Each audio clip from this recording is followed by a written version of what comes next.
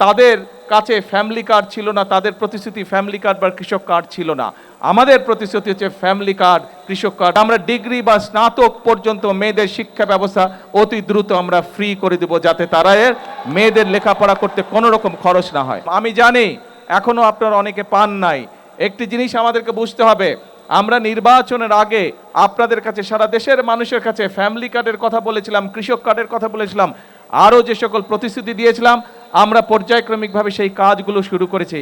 কিন্তু যেই বাজেট থেকে আমরা এই কাজগুলো শুরু করেছি, সেই বাজেটটি বিএনপি তৈরি করা না, সেই বাজেটটি অন্য একটি সরকারের তৈরি করা।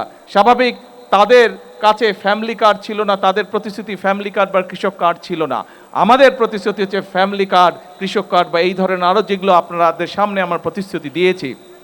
ইনশাল্লাহ এই যে আগামী মাসে বাজেট উপস্থাপন করা হবে, সংসদে বাজেট হওয়ার সাথে সাথে আমরা আরো অনেক বেশি সংখ্যক মায়ের কাছে, সারা দেশে আরো অধিক সংখ্যক মায়ের কাছে আমরা ফ্যামিলি কার্ড পৌঁছে দিতে পারবো।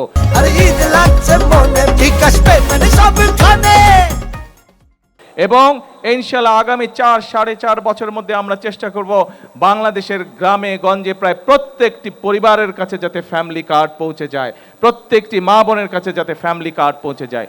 এই ফ্যামিলি কার্ডের একই সাথে, এই ফ্যামিলি কার্ড পেলে যেমন মায়েদের জন্য ভালো হবে, একইভাবে আপনাদের নিশ্চয়ই খেয়াল আছে দেশনেত্রী খালেদা জিয়া যখন দেশ পরিচালনা করেছিলেন, তখন তিনি এই বাংলাদেশের মেয়েদের শিক্ষা ব্যবস্থা ক্লাস 1 থেকে ক্লাস 12 পর্যন্ত ফ্রি করে দিয়েছিলেন, বিনামূল্যে করে দিয়েছেন।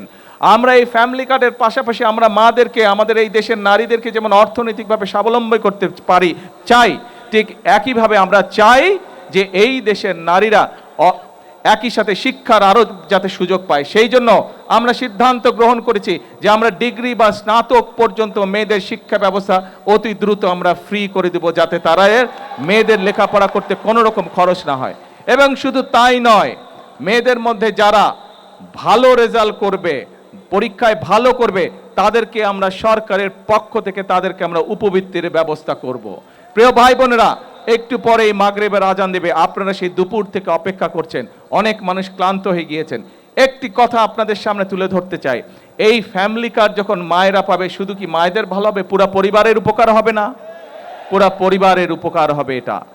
একই সাথে আমরা যে কৃষক কার্ডের কথা বলেছি, সারা বাংলাদেশে প্রধান পেশা হচ্ছে কৃষক, কৃষকের সংখ্যা হচ্ছে এই দেশে সবচেয়ে বেশি। কৃষক কার্ড যখন কৃষকদের হাতে পৌঁছাবে, কৃষকদের উপকার হবে না? কৃষকদের উপকার হবে। একইভাবে যে আমরা খাল খননের কথা বলেছি, এই যে আজকে 2টি খাল পুনর্খনন আমরা শুরু করেছি, আমরা সারা বাংলাদেশে খাল পুনর্খননের কাজ শুরু করেছি। যেখানে খাল পুনর্খনন প্রয়োজন, খাল আমরা পুনর্খনন করব। যেখানে খাল খনন প্রয়োজন, সেখানে আমরা খাল খনন করব।